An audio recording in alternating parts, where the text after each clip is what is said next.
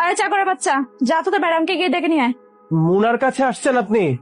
হ্যাঁ, তোকে কি বললাম, তুই কি শুনতে পাসনি? আরে যা না, গিয়ে মুনা ম্যাডামকে ডেকে নিয়ে আয়। আচ্ছা, মুনার কাছে আপনার কি দরকার? আপনি আমাকে বলেন, আমি বলে দিব মুনাকে। আশ্চর্য ব্যাপার, তুই কি আমার কথা বুঝতে পারতেছিস না? তুই কি কানে কম শুনিস? তোকে আমি কি বললাম? যা গিয়ে ম্যাডামকে ডেকে নিয়ে আয়। আমি তো আপনাকে সেটাই বলতেছি, মুনার কাছে আপনি যে দরকারে আসছেন, মুনা ভিতরে, ওর বাইরে যাওয়ার জন্য রেডি হচ্ছে। আপনি আমাকে বলেন, আমি ওকে বলে দিব, সমস্যা নাই। কি কি বললি তুই? তোর মতো একটা কাজের লোকের কাছে আমি বলবো কিনা আমি কি কাজে আসছি এখানে? লাইক সিরিয়াসলি, তোর কি মাথা খারাপ হয়ে গেছে? তুই এত কথা কেন বলতেছিস? যা না, গিয়ে ম্যাডামকে ডেকে নিয়ে আয় না। আচ্ছা, আপনি ফাইলটা আমাকে দেন, আমি একটু দেখে দিচ্ছি। কি বললি তুই? এই ফাইল আমি দিব তোর কাছে? তুই এই ফাইলের কিছু বুঝবি?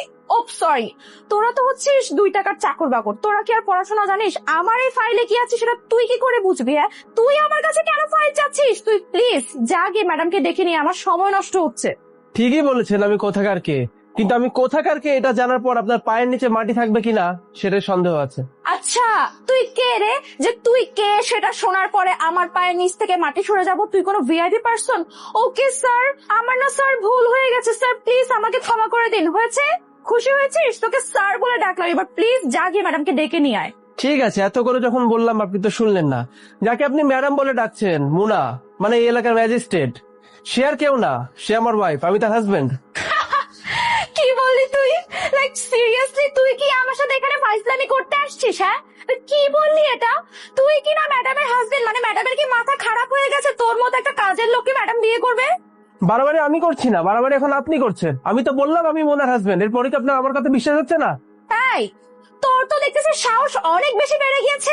তুই আমার সাথে উঁচু গলায় কথা বলতেছিস? হ্যাঁ, তোর এত বড় সাহস!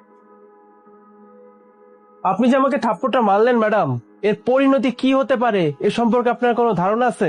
আচ্ছা, তো তুই গিয়ে ম্যাডামের কাছে আমার নামে বিচার দিবি? হ্যাঁ, তো যা গিয়ে ম্যাডামকে বল। তুই কি বলবি আমিও শুনবো। শোন, আমিও না ম্যাডামকে বলবো, আর এমন এমন কথা বলবো ম্যাডাম সেগুলো বিশ্বাস করতে বাধ্য, কারণ আমি ম্যাডামকে যাই বলবো ম্যাডাম তাই বিশ্বাস করবে। জাস্ট ম্যাডামকে একবার তুই আসতে দে। হ্যাঁ, ম্যাডাম চলে আসছে। আর শুধু ম্যাডাম আসেই নাই, ম্যাডাম নিজের কানে সবকিছু শুনছে, নিজের চোখে সবকিছু দেখছে যে এখানে আসলে কি হয়েছে। ম্যাম, আপনি সব কি বলতেছেন? ম্যাম, আপনি জানেন ও কি করছে? আপনার বাড়ির সামান্য 2 টাকার চা করে এতক্ষণ ধরে আমার সাথে বড় গলায় কথা বলতেছিল madam.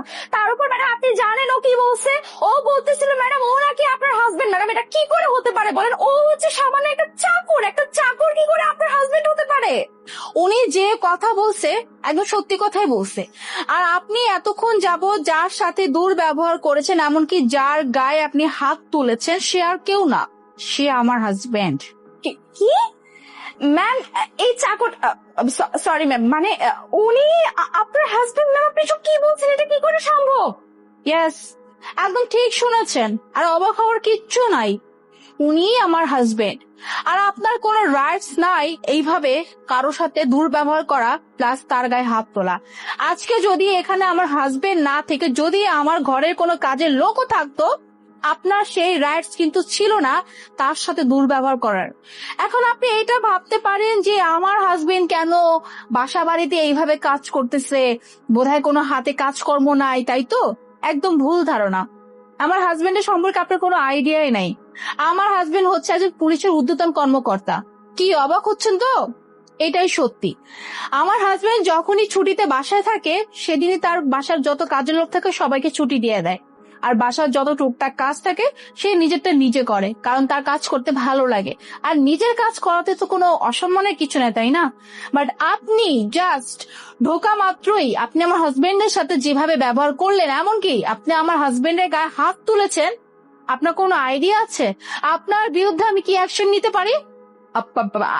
I'm really sorry ma'am. Ma'am, বিশ্বাস করুন ম্যাম, আমি না ম্যাম বুঝতেই পারিনি যে স্যার, এই স্যার হচ্ছে আপনার হাজবেন্ড। ম্যাম প্লিজ আপনি আমাকে ক্ষমা করে দিন ম্যাম। ম্যাম প্লিজ, আমার এই ভুলের প্রভাব যেন আমার এই ডিলের উপর না পড়ে ম্যাম, প্লিজ। কি বলছেন আপনি? আপনার সাথে আমি ডিলটা করব? আপনি কি করে ভাবলেন? হ্যাঁ, আপনি আমার হাজবেন্ডের সাথে এরকম দুর্ব্যবহার করলেন, আপনি আমার হাজবেন্ডের গালে থাপ্পড় দিলেন, তারপরও আমি আপনার সাথে ডিল করব? কোনোভাবেই সম্ভব না। আর এমনি তো আপনার নাম নদী, রাইট? আপনার সম্পর্কে আমি অনেক কমপ্লেন শুনেছি, আপনার নামে অনেক কমপ্লেন আসছে। আপনি মানুষটা তো আসলেই ভালো না। যতটা ইনফরমেশন আপনার সম্পর্কে আমি পেয়েছি, আপনি তো তার থেকেও অনেক খারাপ। আপনি তো মানুষ হিসেবে সত্যি একটা নিচু প্রকৃতির মানুষ, আর আপনার মতো মানুষের সাথে আমি কোনো ডিল করব না। ম্যাম প্লিজ ম্যাম এরকম করবেন না ম্যাম, আমি আপনার কাছে ক্ষমা চাচ্ছি। স্যার প্লিজ স্যার, আপনি আমাকে ক্ষমা করে দিন স্যার, আপনার পায়ে ধর। না না, পায়ে ধরতে হবে না।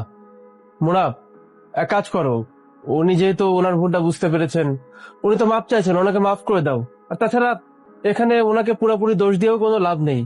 আমি যেভাবে কাজ করছিলাম আর একটা নোংরা জামা কাপড় পরে ঘরে ঝাড়ু দিচ্ছিলাম, যে কেউ ভাববে আমি এই বাড়ির কাজের লোক। উনি যেহেতু এত করে মাপ চাইছেন, ওনাকে মাফ করে দাও। না সাজিদ, তুমি যতই বলো না কেন, আমি তার সাথে কোনো প্রকার ডিলই করব না, কারণ সে মানুষটা খুবই খারাপ। আর আমি কোনো খারাপ মানুষের সাথে কখনোই কোনো কাজ করি না। আমি যদি পারি তার বিরুদ্ধে আমি এমন অ্যাকশন নিব যাতে করে সেকেন্ড টাইম কখনো কাউকে অপমান করে কথা বলার দুঃসাহস না করে। যে ফাইলটা দেখে দিন, দিন আর চুপচাপ এখান থেকে বেরিয়ে যান। আর আপনার বিরুদ্ধে আমি কি অ্যাকশন নেই জাস্ট আপনি দেখবেন। আউট।